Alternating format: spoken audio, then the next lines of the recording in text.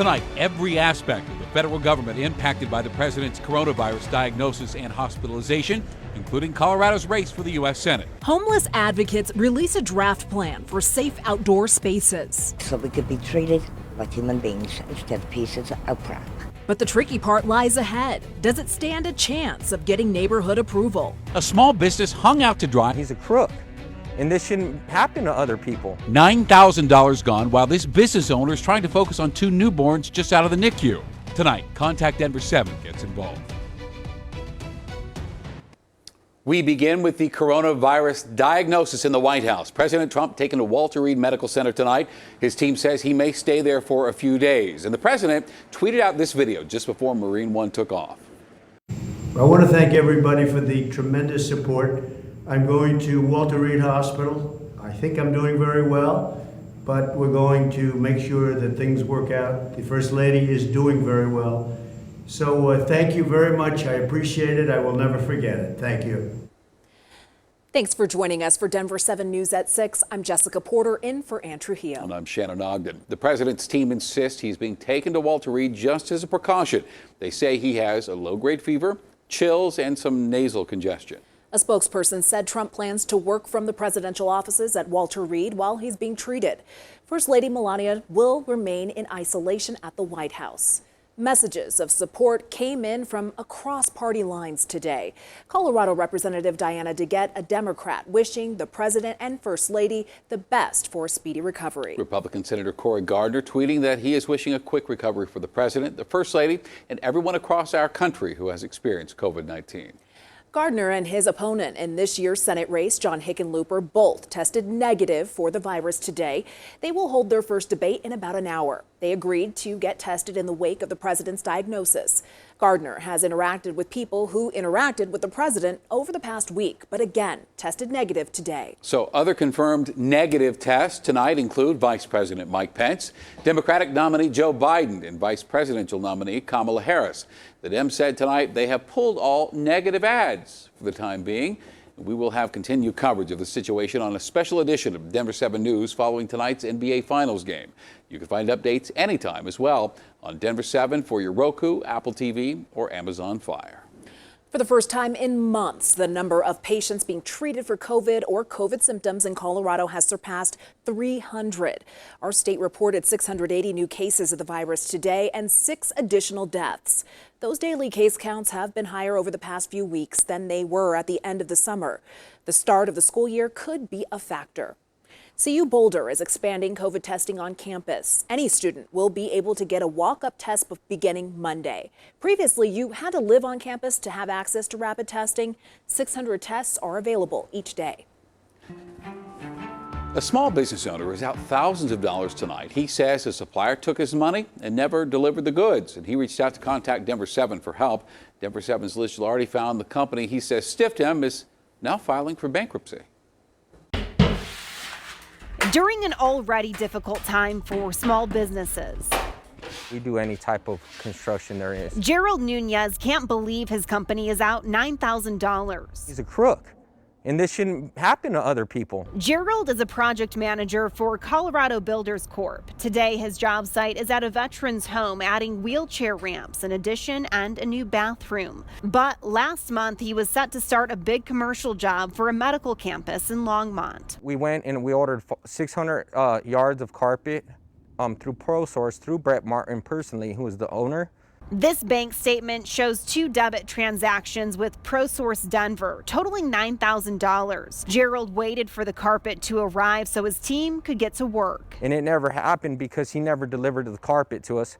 So on September 14th, when the carpet didn't come, we went down there to try and figure out where our carpet was or get a refund. When he couldn't get any answers, Gerald reached out to Contact Denver 7. When we stopped by the ProSource showroom, the owner wasn't there, but he emailed us information about a recent Chapter 11 bankruptcy filing. Court documents show the company owes between $1 million and $10 million to dozens of creditors. We placed that order. We gave him $9,000 in good faith, to order our carpet, and he never ordered it. Gerald wants to warn others. He says the loss is a big hit for their small, family-owned business. And it comes at a time when he's worrying about his own family. His wife recently gave birth to twins. Our new babies were in the NICU. They were in there for 2 months. You know, I don't get much sleep at home because we're taking care of babies. Then I'm stressed out about trying to recover our company's $9,000. Now he's wondering if that money is gone forever.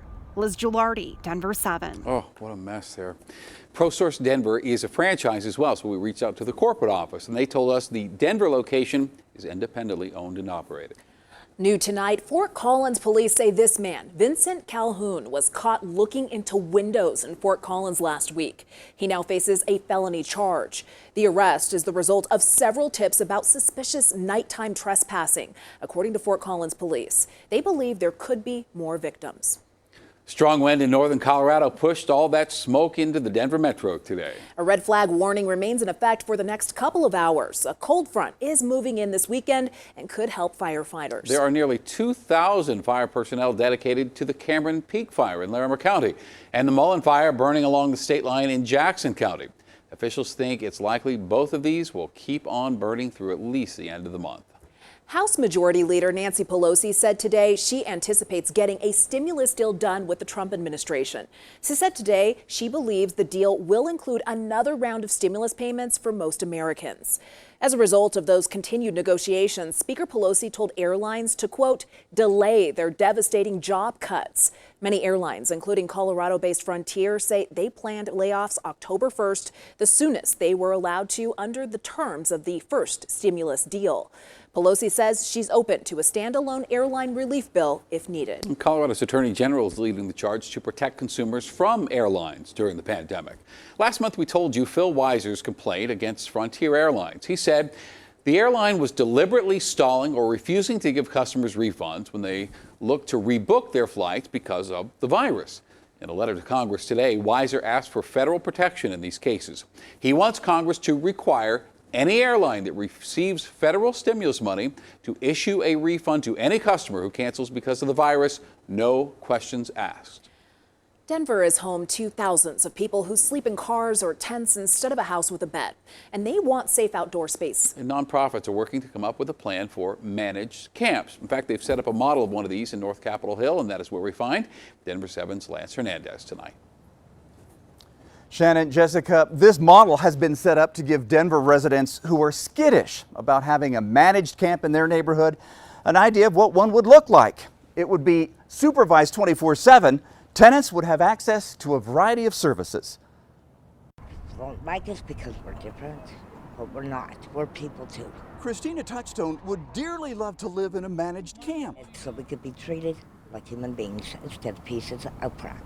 Most homeless camps are strewn with trash and have no restroom facilities. A lot of the problems that people see with the existing encampments wouldn't happen here. Cole Chandler of the Colorado Village Collaborative showing an example of what a safe outdoor space would look like. We have a place for people to go to the bathroom. We have a place for people to wash their hands. There might even be a mobile shower and laundry facility. So we deeply believe that community matters. Jennifer Kluppel of Showers for All says every single person deserves to feel clean. And that contributes to better health, better options for jobs, better options for housing. And so it opens up a lot of doors. The collaborative has been tasked with finding locations for managed, supervised campsites.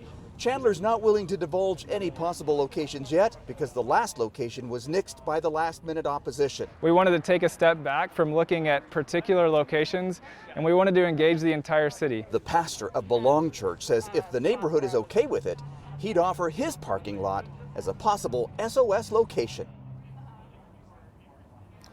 Now, we got a tour of this campsite this afternoon. It will open to the public for a tour tomorrow from 10 a.m. to 4 p.m. and again on Sunday from noon to 4 p.m.